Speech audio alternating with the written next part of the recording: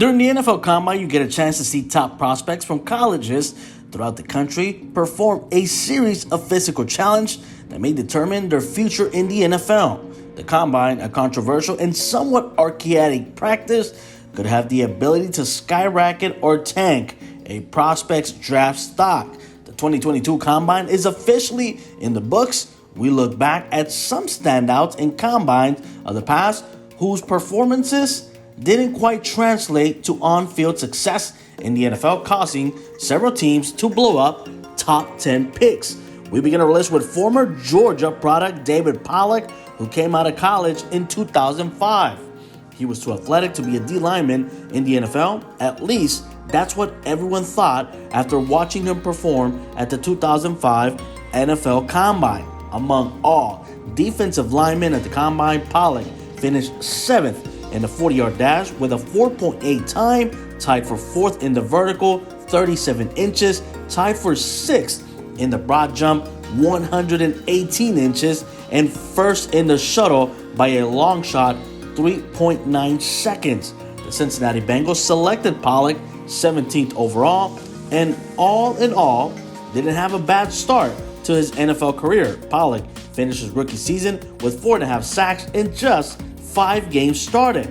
Pollack retired 2 seasons later after having a vertebrae injury, and since 2011, Pollack has been a host of College Game Day for ESPN.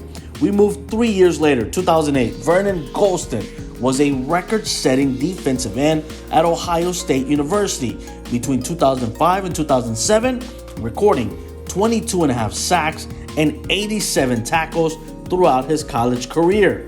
At the 2008 Combine, he tied the bench press score and ran a 4.5 with a 41-inch vertical.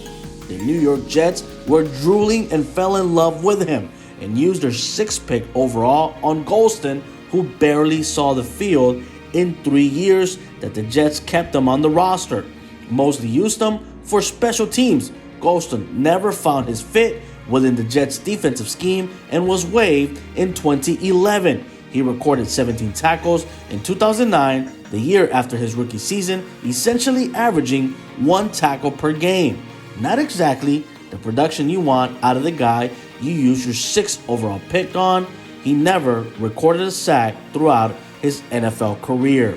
In 2009, Darrius Heyward-Bey was supposed to be the next Cliff Branch when the Raiders drafted him 7th overall in 2009. He was the best wide receiver in college football that season. The Maryland product had one of the best combines of all time, leading all wide receivers in the 40, 4.2, finishing top 5 in both the vertical and broad jumps, and top 10 in both the shuttle and bench press. Yeah, you can imagine the size of the mischievous grin, the Bethel in Al Davis' face when he saw those numbers. Unfortunately, Heyward-Bey didn't pan out. He had a solid 3rd season, racking up 64 receptions for 975 yards and 4 touchdowns. But he could never reproduce similar numbers. His highest yardage total outside of that 2011 season was 2012, where he totaled only 606 yards through the air. After that, his highest total was 366 yards. And we close out in 2010. Taylor Mays was a speedy defensive back prospect with a great vertical. Mays was able to blow everyone away at 6'3" and 220 pounds with a 4.3 40 and a 41-inch vertical. Many NFL scouts had interest in him.